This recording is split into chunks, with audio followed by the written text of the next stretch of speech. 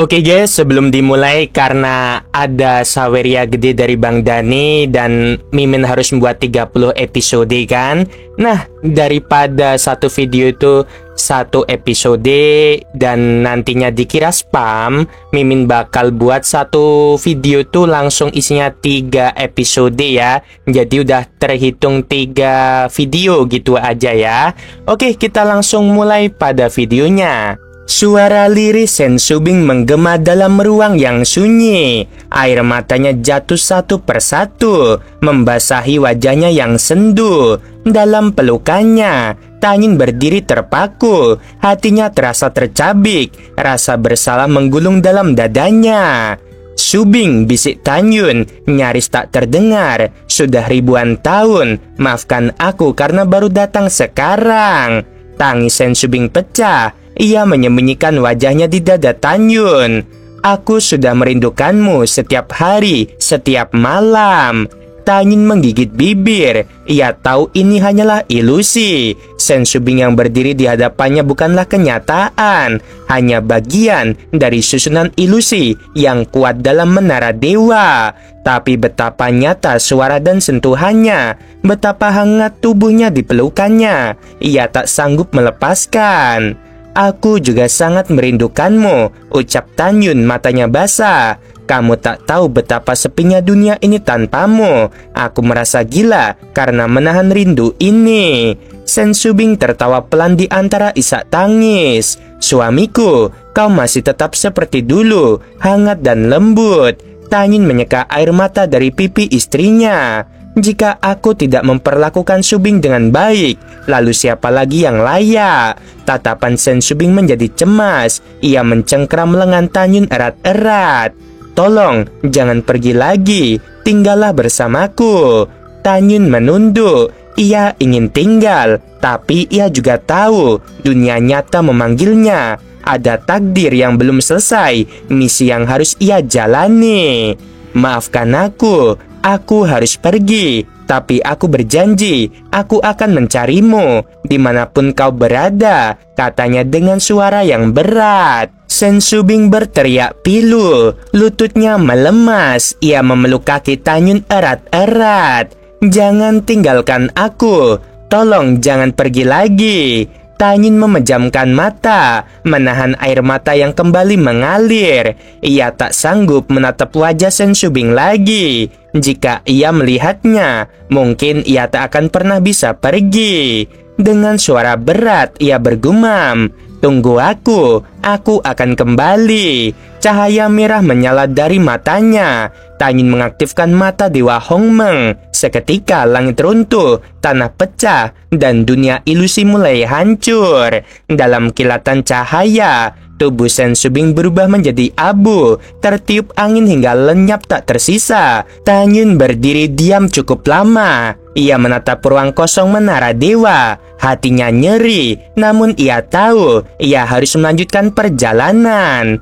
Aku akan menemukanmu, Subing. Aku bersumpah. Dengan tekad menyala, ia melesat ke lantai 35. Tanyun sudah tahu di lantai ini ia akan menghadapi para boneka dewa penjaga. Tiba-tiba tanah berguncang. Sebuah kaki raksasa menghantam tanah tempat ia berdiri barusan. Tanyun berteleportasi ke kiri dan menatap ke atas. Sebuah boneka humanoid setinggi 1800 kaki berdiri mengancam. Matanya bersinar hijau redup. Menarik, gumamnya, tersenyum sinis. Boneka itu melompat, menghantam udara. Tanyun maju, tubuhnya berputar di udara. Kakinya menghantam kepala boneka itu. Kepala raksasa itu meledak. Tubuhnya terpental ribuan kaki dan roboh tak bergerak. Tanyun berdiri tegak. Kalian terlalu lemah. Namun belum sempat ia melangkah ke lantai 36, sebuah gerbang raksasa muncul di atas langit. Dari dalamnya, 36 boneka raksasa bermunculan, memancarkan aura dari tingkat ke-9 alam suci leluhur.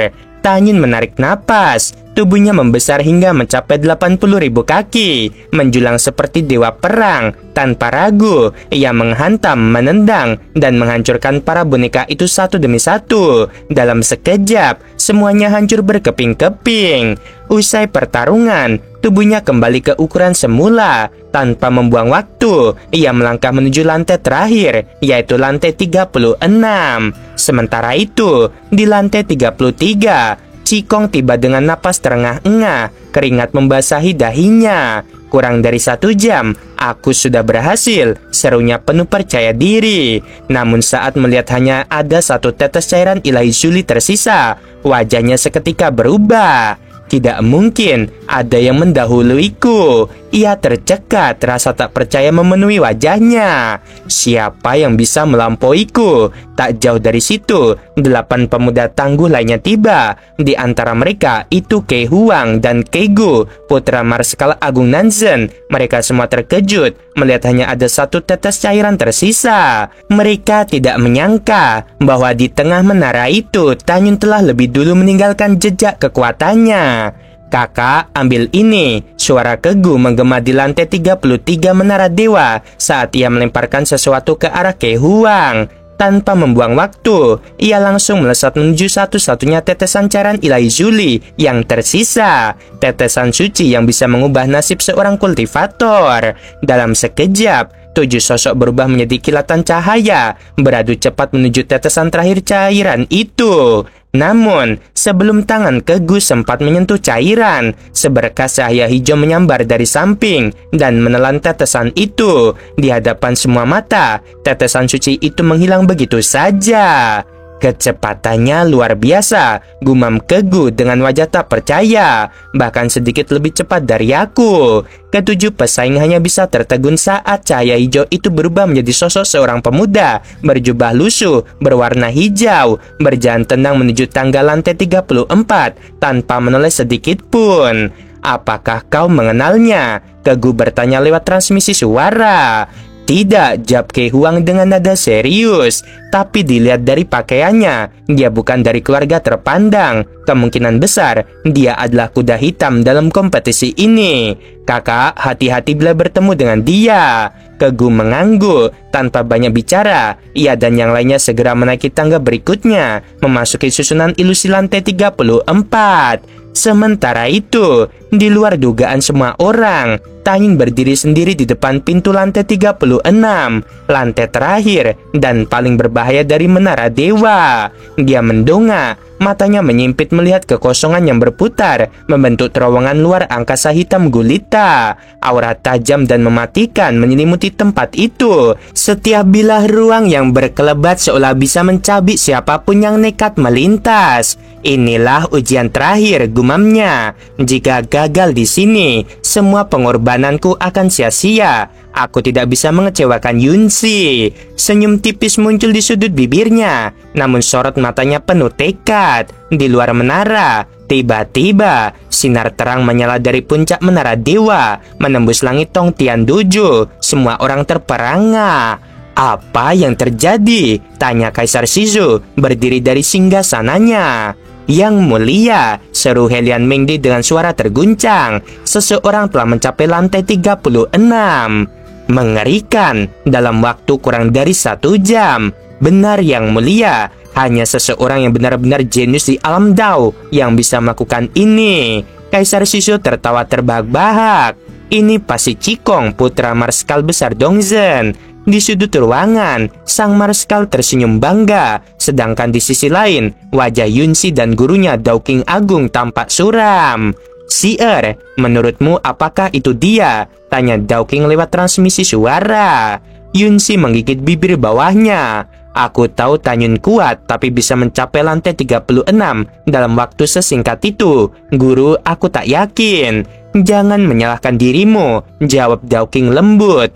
"Ini hanya taruhan. Jika kita menang, itu akan menjadi titik balik. Jika kalah, kita akan cari jalan lain." Di tengah kerumunan, Miao Qingqing panik. "Xiao Zhang, aku bertaruh seluruh kekayaanku padamu," teriaknya. "Kalau kau bukan yang pertama sampai ke puncak, habislah kau." Tawa meledak dari para penonton. "Tenanglah, siapa yang tahu kau menang? Iya, mungkin Xiao Zhang justru pemenangnya." Miao Qingqing mendengus marah, tapi tak bisa berkata apa-apa. Bahkan Kaisar Shizu ikut geli melihat kelakuannya. Namun mereka semua salah. Orang yang mencapai lantai 36 bukan Cikong. Di dalam menara, Tanyin memandangi terowongan luar angkasa yang kelam dan berbahaya. Sentian Sucia, Tanyin mencoba mengenakan armor leluhur penangkal langit. Namun tiba-tiba, suara wanita yang dingin menggema. Aku adalah roh menara suci. Penggunaan kekuatan luar seperti senjata atau armor dilarang. Jika digunakan, kau dianggap menyerah. Tanyin menarik napas panjang. Terima kasih atas peringatannya. Aku mengerti. Tanyin menatap ke depan, mata bersinar penuh determinasi. Yunsi mempercayai aku tidak boleh gagal. Selama aku masih bernapas, aku akan mencapai puncak. Dengan satu raungan keras, dia membakar jiwa suci leluhur Hongmeng, melepaskan kekuatan yang menggetarkan seluruh ruang. Dalam sekejap, tubuhnya melesat masuk ke dalam terowongan luar angkasa, menantang bilah-bilah ruang yang haus darah demi satu tujuan, menjadi orang pertama yang menaklukkan menara dewa. Setiap kali dia bergerak, dia hanya bisa maju puluhan hingga ratusan kaki, nyaris mustahil untuk menghindari semuanya. Detik demi detik terasa seperti tahun yang menyiksa. Begitu ia menyusup lebih dalam ke terowongan, wajahnya tiba-tiba pucat. Di depan sana, gelombang bilah ruang baru meluncur dari arah berlawanan. Jarak terlalu dekat, kecepatannya terlalu cepat. Tak ada waktu untuk berpikir. Canggu, Jinny, semuanya keluar dan bersihkan jalur untukku, teriak Tanyin putus asa. Seketika, 12 pedang Dewa Hongmeng dengan atribut berbeda melesat keluar dari antara alisnya, terbang membentuk formasi bor raksasa yang menebas ke depan. Benturan logam dan ruang menggelegar memekakkan telinga. 12 pedang berhasil membuka celah sempit di dinding bilah ruang, namun mereka pun terlempar, patah dan berserakan. Tanyin tak menyia-nyiakan kesempatan itu. Dengan tubuhnya yang berubah menjadi bayangan ungu, ia menerobos celah. Tapi 3 bilah spasial muncul dari sisi, 2 mengarah ke alis dan 1 lagi ke jantungnya. Tanyin mengelak secepat kilat, menutupi dadanya dengan tangan kanannya. Darah muncrat. Telinga kirinya terpotong, sebilah pedang menembus jari telunjuk, masuk ke dada, lalu menembus keluar punggungnya. Napasnya memburu, tubuhnya limbung. Tanyin ingin mengumpat, tapi sebelum sempat menyelesaikannya, gelombang bilah berikutnya datang. Di belakangnya, 12 pedang dewa mengejar sekuat tenaga, tapi kecepatannya kalah jauh, mereka tak bisa menyusul. Maafkan kami, Tuan, kami terlalu lambat. Jangan salahkan diri kalian. Suara Tanyin tegas meski tubuhnya gemetar. Tanpa kalian, aku sudah menjadi abu di sini. Aku akan menunggumu di puncak menara dewa. Ia kembali melesat ke depan. Tubuhnya kini compang-camping. Darah mengalir deras dari luka yang tak terhitung. Waktu berlalu, setengah jam, tapi rasanya seperti seabad. Tanyin telah kehilangan satu lengannya. Tiba-tiba, suara isakan terdengar dalam benaknya. Tuan, biarkan aku keluar. Aku ingin membantu. Suara api Esongmeng bergetar. Ini pertama kalinya gadis dingin itu menangis. Tidak, Binger, seru Tanyin. Kau tahu betapa berbahayanya bilah-bilah ini. Jika kau hancur di sini, kau tak akan bisa kembali. Tapi kalau aku tidak keluar, bagaimana kau bisa bertahan? Cukup, mata Tanyin bersinar tajam. Jangan tangisi aku. Aku bersumpah aku akan keluar dari sini hidup-hidup. Kita berasal dari dunia fana. Kita telah melewati banyak hal bersama. Aku tidak akan tumbang di sini. Tanyin menutup matanya. Ia biarkan rasa sakit menghilang dari pikirannya. Semuanya dilupakan. Hanya satu hal yang tersisa: bertahan hidup dan melanjutkan langkah. Dengan kesadaran spiritual, ia mulai bergerak dengan presisi nyaris sempurna. Sekali, 2 kali, 3 kali. Meski setiap langkah membawa luka baru hingga tulang-tulangnya terlihat, dia tetap tidak berhenti. Setelah entah berapa waktu, dia akhirnya menembus akhir terowongan. Di atas anak tangga terakhir menuju puncak menara dewa, tubuhnya roboh, tapi tak sepenuhnya jatuh. Di puncak, ruang bergetar. Seberkas cahaya putih berubah menjadi seorang gadis dalam gaun putih. Itu roh menara dewa. Ia melapor pada Helian Mengde yang duduk di kursi utama. Tuan, seseorang berhasil melewati level pertama dalam waktu kurang dari 2 jam. Dia tidak melanggar aturan dan memiliki kehendak baja. Ruangan mendadak gempar. Apa? Kurang dari 2 jam? Siapa orang itu? Apakah Cikong? Bisa jadi. Atau mungkin seseorang yang tidak kita kenal. Yunsi, Dawking Dazun, dan Miao Qingqing menatap ke arah puncak menara dengan hati berdebar. Bagus, kata Helian Mingdi sambil berdiri. Kalau dia sudah lulus, mengapa belum muncul di puncak? Roh menara menjawab pelan. Dia terluka terlalu parah, tapi dia tidak jatuh. Dia akan sampai ke puncak. Semua mata memandang. Sosok laki-laki berdarah tanpa lengan, rambut putih berlumuran darah. Tubuh gemetar muncul perlahan di puncak. Tak seorang pun bisa mengenalinya. Sier, apakah itu Tanyun? Tanya Dawking Dazun. Aku tidak tahu. Wajahnya hancur, jawab Yunsi dengan suara tercekat. Di antara keheningan dan tatapan tak percaya, semua menunggu untuk melihat siapa sebenarnya lelaki berdarah yang tak menyerah itu. Di puncak menara dewa, Kaisar Shizou berdiri tegap. Matanya menatap lurus ke arah pemuda bersimpah darah yang berdiri di ujung puncak. Napasnya berat namun penuh ketegasan. Dengan suara berat namun mengandung kekaguman, ia bertanya, "Katakan padaku, siapa kau sebenarnya?" Di bawah tatapan jutaan pasang mata, tubuh Tanyun yang luka parah bergetar lemah. Ia berusaha mengangkat wajahnya. Darah merembes dari matanya, mengalir pelan menuruni pipinya. Ia ingin menjawab, namun bibirnya hanya bergetar tanpa suara. Luka bakar akibat membakar jiwa suci leluhur Hongmeng begitu dalam, membuatnya bahkan tak mampu bersuara. Namun dalam keheningan itu, Tanyun menoleh dengan susah payah menatap Yunsi. Matanya merah penuh perasaan. "Tanyun," bisik Yunsi. Tubuhnya menegang. Tatapan itu ia mengenalnya. Itu hangat, penuh luka, dan penuh cinta. Tiba-tiba tubuh ramping Yunsi bergetar hebat. Ia menjerit, "Tidak, bagaimana kau bisa terluka separah ini?" Roknya berkibar saat ia berubah menjadi seberkas cahaya, terbang menuju puncak menara dewa. Ia menahan tubuh Tanyun yang hampir roboh. Air matanya jatuh, membasahi wajah lelaki itu. Dari kejauhan, guru besar Dawking berdiri terguncang. Ia berbalik dan bertanya pada muridnya, "Sier, katakan apakah dia Xiao Zhang?" "Guru, itu benar, dia adalah Xiao Zhang." Yunsi mengangguk sambil terisak. Lalu ia berteriak, "Guru, tolong lihat keadaannya, dia bisa mati." Dawking Dazun langsung melesat ke langit dan mendarat di samping Tanyun. Ia menekankan telapak tangannya ke dada pemuda itu, memeriksa kondisinya. Wajahnya langsung berubah pucat. Parah sekali, organ dalamnya hancur. Ini nyaris tak bisa diselamatkan. "Guru, apa yang harus kami lakukan?" isak Yunsi dengan panik. Namun tiba-tiba, napas Dawking Dazun tertahan. Ia menemukan sesuatu dalam tubuh Tanyun. Organ dalam itu mulai memulihkan diri, dan kecepatannya luar biasa, bahkan bisa dilihat dengan mata telanjang. Kemampuan regenerasi klan dewa kuno abadi luar biasa, gumamnya dalam hati. Tidak boleh ada yang tahu betapa cepat dia pulih, bisa membawa bencana. Dengan cepat, Dawking membentuk penghalang spiritual, menyembunyikan mereka dari pandangan jutaan orang. "Sier, jangan khawatir," katanya lembut. "Yuner berasal dari klan dewa kuno abadi. Dia akan pulih sepenuhnya dalam 3 hari.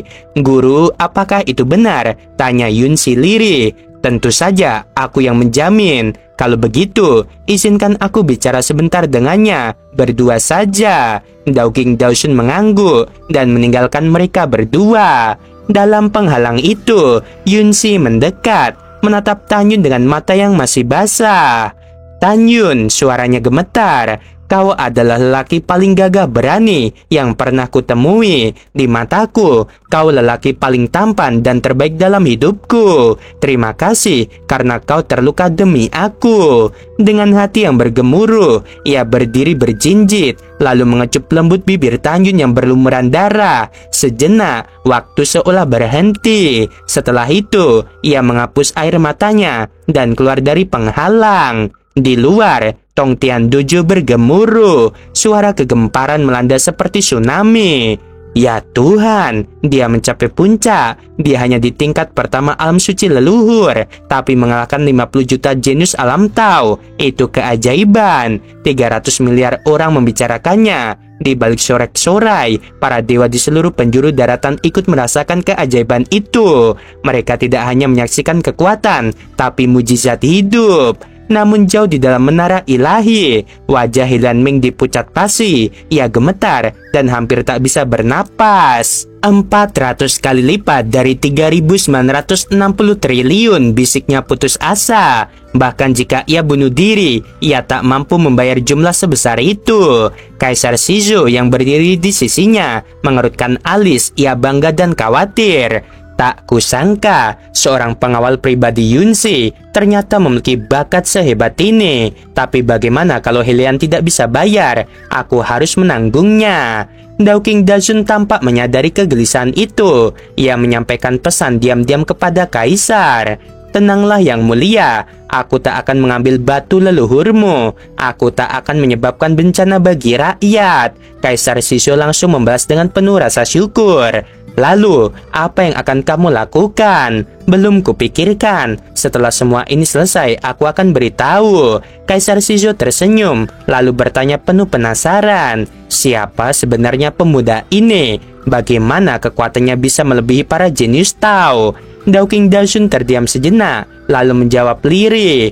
Dia bisa dibilang murid dari kakak seniorku. Kaisar terkejut. Ya, tapi dia sudah lama meninggal. Jadi dia dari garis keturunan kuat. Pantas saja dia layak menikahi putriku. Dao-King Dazun tersenyum samar. Yang Mulia, satu hal lagi. Sang Er dan si Er itu sahabat dekat. Si Er sendiri yang memintanya jadi pengawal. Kaisar menyipitkan mata lalu menyampaikan, mungkin dia tak benar-benar ingin menikah dengan si Er, tapi si Er lah yang memaksanya ikut kompetisi ini. Dao-King Dazun menggeleng.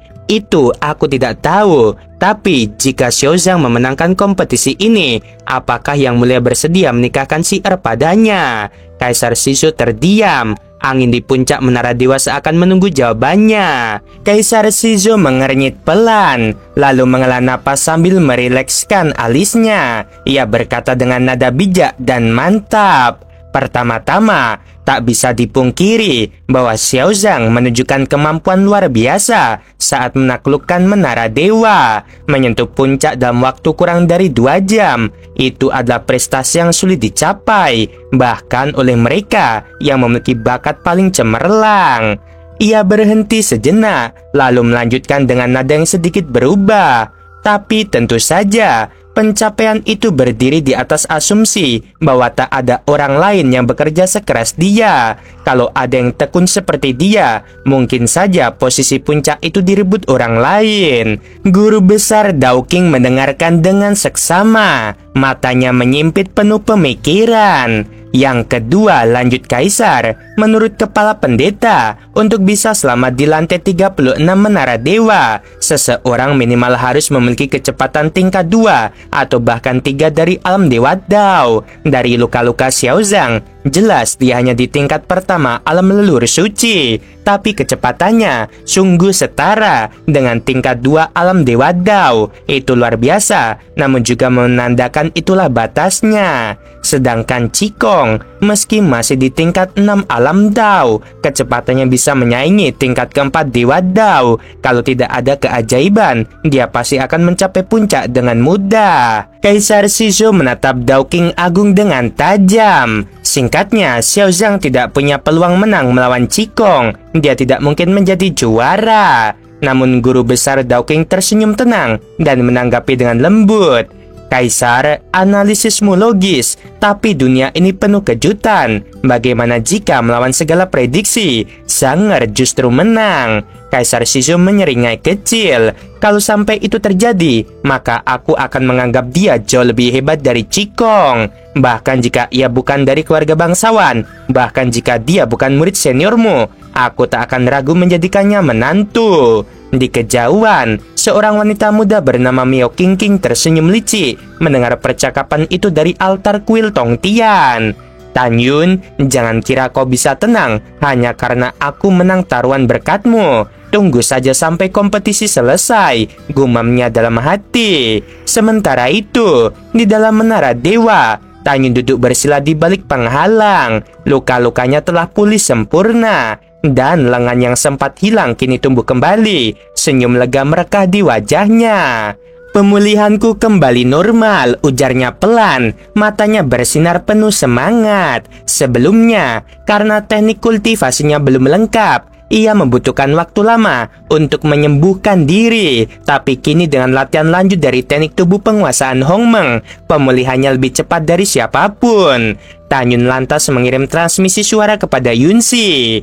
Yunsi, aku sudah pulih, tapi aku belum bisa keluar dari penghalang ini. Kalau mereka tahu aku pulih secepat ini, identitasku bisa terbongkar. Di lantai lain menara, Yunsi yang duduk termenung sontak tersentak mendengar suara itu.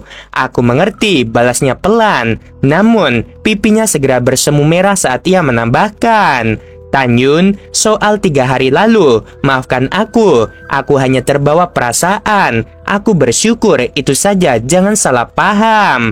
Tanyun menyeringai nakal dalam transmisi suara. Oh, tapi aku menganggapnya serius. Jantung Yunsi berdegup kencang. Aku hanya menggoda, tambah Tanyun cepat. Aku tahu kau hanya terharu. Yunsi terkekeh kecil lalu berkata, tapi apakah kamu yakin bisa menang? Percaya diri atau tidak, aku tidak punya pilihan selain menang, jawab Tanyun penuh tekad. Senang bisa mengenalmu, kata Yunsi. Aku juga, sahut Tanyun sambil menatap langit-langit menara yang mulai bergetar. Tiba-tiba cahaya terang menyinari puncak menara dan Cikong melayang turun. Tubuhnya berdebu tapi tak terluka sedikit pun. Ia berdiri dengan angkuh di atas panggung Tongtian. Para penonton riuh menyambutnya. Lihat, itu Cikong, dia keluar tanpa luka. Dia jauh lebih hebat dari Xiao Zhang. Cikong memang yang terbaik. Namun di tengah sorakan itu, Cikong menatap sekeliling dan ekspresinya membeku saat menyadari sesuatu. Tunggu, aku bukan yang pertama keluar, gumamnya. Matanya membelalak tak percaya. Tiba-tiba, dari balik penghalang, Tanyun melangkah keluar. Langkahnya tenang, kedua tangan di belakang punggung. Ia menatap Cikong dengan senyum tipis. Maaf mengecewakanmu, katanya ringan. Aku sudah duluan. Di tengah-tengah kompetisi pernikahan yang penuh dengan intrik dan persaingan, Tanyun dan Cikong berdiri di panggung pertempuran Tongtian. Mata mereka saling menatap dengan penuh kebencian. Kamu sampah, tidak ada apa-apanya dibandingkan dengan emas asli, kata Tanyun dengan senyum tipis di bibirnya. Cikong menggigit giginya, matanya menyala dengan amarah. Siapa yang kau sebut sampah? Katakan lagi, serunya melalui transmisi suara. Tanyun tersenyum lagi, kali ini dengan nada yang lebih menantang. Kalau aku mengatakannya lagi, apakah kau akan menghabisiku sekarang? Cikong tidak bisa menahan amarah lagi, tapi Tanyun melanjutkan dengan nada yang lebih dingin. Kalau begitu, dengarkan baik-baik, kau sampah. Selama persidangan makam Dewa Penelan Surga, 3.000 anggota keluarga yang setia padamu, semuanya dihabisi olehku. Cikong terkejut, matanya melebar dengan tak percaya. Apa yang kau inginkan? Tanyanya melalui transmisi suara. Tanyun tersenyum lagi, kali ini dengan nada yang lebih mengancam. Apalagi yang bisa kulakukan? Tentu saja aku ingin kau mati. Jika kau bertemu denganku, aku akan menghabisimu. Sementara itu, 8 pemuda lainnya mencapai puncak menara ilahi, termasuk Lu Chen, seorang pemuda berjubah hijau sederhana yang tidak diketahui identitasnya. Kaisar Shizhou memperhatikan Lu Chen dan mengetahui bahwa dia adalah keturunan Kaisar Lu Jundao, seorang pemimpin kuat di masa lalu. Lu Chen, apakah leluhurmu baik-baik saja sekarang? Tanya Kaisar Shizhou dengan senyum ramah. Melaporkan kepada Kaisar, leluhur agung baik-baik saja, jawab Lu Chen dengan hormat. Kaisar Shizhou tersenyum lagi. Baiklah, jika aku punya waktu di masa depan, aku pasti akan mengunjungi leluhurmu. Elian Mingde yang berdiri di samping Kaisar Shizhou berbisik melalui transmisi suara. Yang mulia, menurut pendapatku, akan sangat hebat jika Lu Chen bisa memenangkan kejuaraan. Kaisar Shizhou mengangguk setuju. Ya, aku juga berpikir begitu. Jika Lu Chen bisa menjadi menantuku, maka aku dan Kaisar Lu Jundao akan menjadi saudara. Namun, Helian Mingde juga memiliki rencana lain. Bagaimana kalau aku mengirim pesan kepada Marskal Besar Dongzhen dan memintanya untuk memberitahu Qikong bahwa dia tidak akan menang jika bertemu Lu Chen? Tanyanya melalui transmisi suara. Kaisar Shizhou menggelengkan kepala. Tidak, aku tidak ingin berbohong tentang lamaran pernikahan dan mengecewakan Marskal Besar Dongzhen. Dengan demikian, kompetisi pernikahan terus berlanjut dengan Tan Yun, Qikong, dan Lu Chen sebagai pemain utama. Setelah mendengarkan pesan Kaisar Shizhou, Helian Mingde mengangguk perlahan. Kaisar berkata dengan suara berat namun penuh ketegasan, "Dalam banyak hal, aku bisa mengalah. Aku bisa menyingkirkan harga diriku, bahkan menentang prinsipku sendiri. Tapi untuk yang satu ini, tidak, aku tidak akan membiarkan adanya kecurangan." Ia menatap tajam pada kejauhan, lalu menambahkan, "Siapapun yang ingin memenangkan kejuaraan ini harus mengandalkan kekuatan sejati. Tidak ada ruang untuk tipu daya."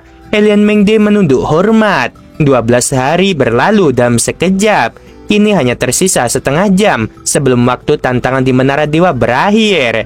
Selama waktu itu, puluhan juta jenius dari alam Tao telah menyerah dan mengaktifkan jimat pelarian Kongmen. Dengan luka di tubuh dan kekecewaan di hati, mereka meninggalkan menara suci itu. Dari sekian banyak, hanya 146 orang yang berhasil mencapai puncak. Dengan luka yang berbeda-beda, angka yang mengejutkan mengingat lebih dari 50 juta jenius awalnya ikut serta dalam kompetisi ini demi memperebutkan kesempatan menjadi pengantin kaisar. Fakta ini hanya membuktikan satu hal, tantangan di Menara Dewa adalah ujian paling brutal dan suci yang pernah ada. Namun di antara 146 orang itu, satu nama menjadi perbincangan. Itu Xiao Zhang yang hanya berada di alam leluhur suci tingkat pertama, tetapi mampu berdiri sejajar dengan para jenius tingkat tinggi. Pencapaian yang membuat banyak orang kagum, sekaligus bertanya-tanya. Di lantai 36 Menara Dewa, jutaan peserta menatap terowongan pencekikan ruang di depan mereka. Tak ada satupun yang berani melangkah masuk. Beberapa saat lalu, seorang peserta di tingkat 8 alam Tao mencoba masuk. Namun sebelum sempat mengaktifkan jimat pelariannya, tubuhnya terkoyak oleh bilah-bilah ruang dan tercerai berai. Jeritanya masih menggema di telinga mereka. Tiba-tiba, terowongan itu bergetar dan lenyap. Waktu telah habis, tantangan resmi berakhir. Beberapa peserta menarik napas lega, merasa selamat. Namun banyak pula yang mengepalkan tangan, marah pada diri sendiri. Sementara itu, di lantai 35, para pejuang yang tengah bertarung dengan Dewa Boneka terkejut saat semua lawan mereka menghilang seketika. Di lantai 34, formasi ilusi sirna. Puluhan juta peserta terbangun, ada yang tertekan tapi ada pula yang tersenyum. Segala sesuatu dalam hidup adalah soal untung dan rugi, tapi cinta sejati terutama dari keluarga selalu abadi. Kompetisi untuk menikah telah selesai. Semua peserta silakan keluar dari Menara Dewa. Suara Helian Mingde menggema di seluruh menara. Tak lama kemudian, semua peserta yang tersisa keluar dan terbang menuju dojo Dongtian. Helian Mingde menatap menara suci dan bertanya, "Berapa banyak yang gugur?" Seorang gadis roh dalam balutan gaun putih melayang turun dan menjawab, "Tuan, tidak ada korban jiwa dari lantai pertama hingga 34. Namun di lantai 35, 69 orang tewas. Dan di lantai 36, 860 orang tewas." Helian Mingde mengangguk muram lalu menyapu tangannya. Menara Dewa mengecil menjadi cahaya dan menghilang masuk ke lengan bajunya. Ia lalu memandang pada 146 orang yang berdiri gagah di panggung Dongtian. "Kalian punya waktu 1 jam untuk bersiap. Setelah itu, duel 2 lawan 2 akan dimulai." Mendengar itu, banyak peserta segera masuk ke dalam senjata ajaib mereka untuk memulihkan diri. Sebenarnya itu 1 lawan 1 ya teman-teman, salah ini teksnya ya. Oke, kita lanjut. 1 jam kemudian, Helian Mingde berdiri kembali di atas panggung dan mengumumkan, Pertandingan kedua akan berlangsung dalam 8 ronde. Siapapun yang menang di akhir akan menikahi sang putri, menjadi pewaris kehormatan, dan membawa pulang hadiah sebesar 8 triliun batu leluhur yang bermutu tinggi. Ia menghela napas kecil, teringat utangnya pada Dao King, dan berpikir keras bagaimana akan menjelaskan semuanya nanti.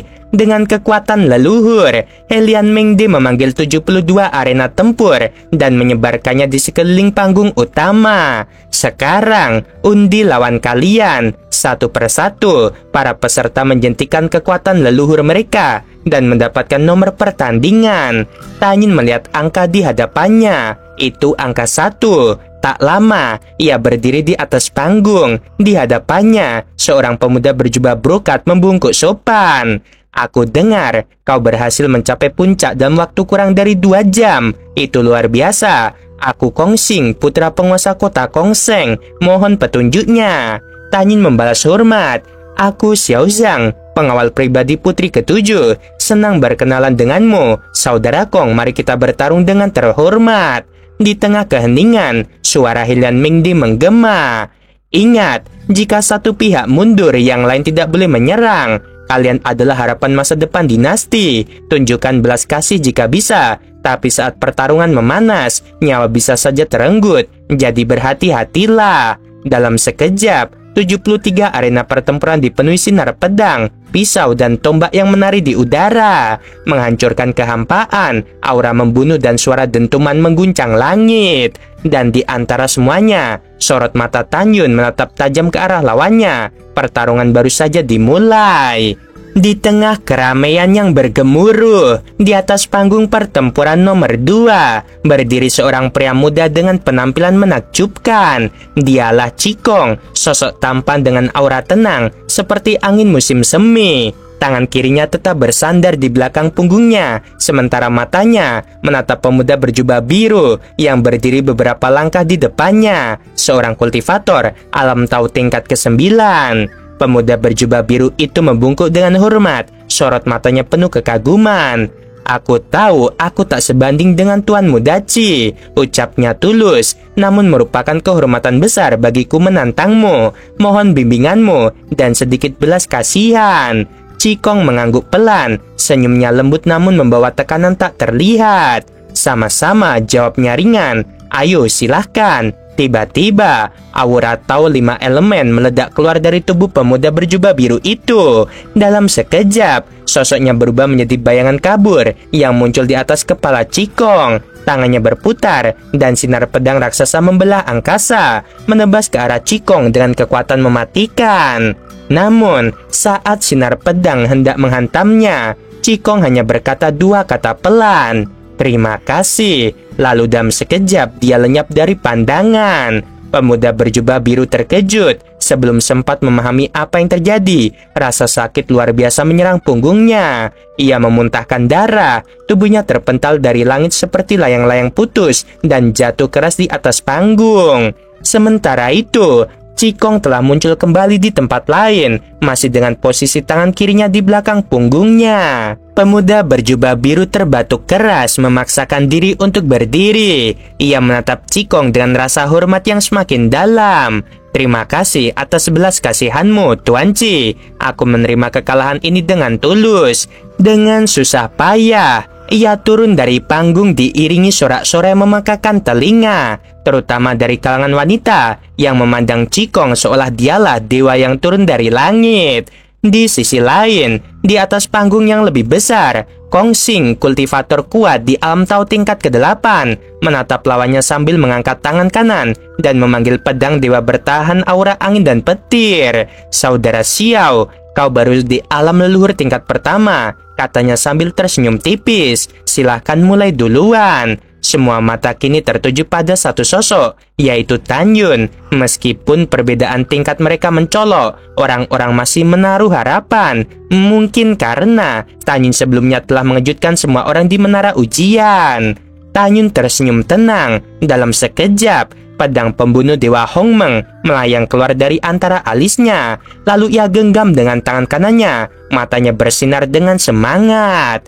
Akhirnya, bisiknya dalam hati, aku bisa menguji kekuatan teknik yang diwariskan oleh kakek. Tiba-tiba ia terdiam, mengingat sesuatu, lalu mengirim transmisi suara secara rahasia kepada Dowking Dawson. Senior, aku telah mempelajari teknik tombak Dewa Abadi, formasi pedang pembunuh Dewa Hongmeng, dan bagian kedua dari teknik pedang yang diwariskan oleh kakekku. Tapi, jika aku gunakan sekarang, apakah akan membongkar identitasku? Dowking mengerutkan dahi, menjadi penuh tanda tanya. Kakekmu, siapa maksudmu? Tanyun menjawab pelan. Dia adalah Kaisar Dao Abadi, pemimpin klan Dewa Kuno Abadi. Tubuh Dowking yang duduk di menara ilahi tiba-tiba menegang. Matanya melebar. Ia bergumam dalam hati. Ini mustahil. Kaisar Shizo yang melihat perubahan sikap Dowking bertanya, "Ada apa, guru besar?" Dowking tersenyum kaku. "Maafkan aku yang mulia, aku hanya tiba-tiba teringat sesuatu." Sementara itu, Tanyun kembali menerima transmisi dari Dowking. Suaranya lebih penuh semangat. "Jadi, kau benar-benar cucu Kaisar Dao Abadi. Tapi bagaimana mungkin putranya Tan Xiaotian meninggal jutaan tahun lalu dan belum menikah?"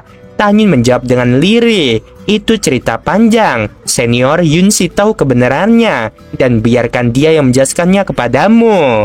Dowking segera menghubungi Yunsi lewat transmisi. "Sir, apakah benar Tanyun cucu Kaisar Dao Abadi?" "Itu benar, guru," jawab Yunsi. "Aku melihatnya sendiri di makam suci surga." Tanyun membuka gerbang suci 7 warna, bersujud di depan makam, dan batu nisannya hancur setelahnya.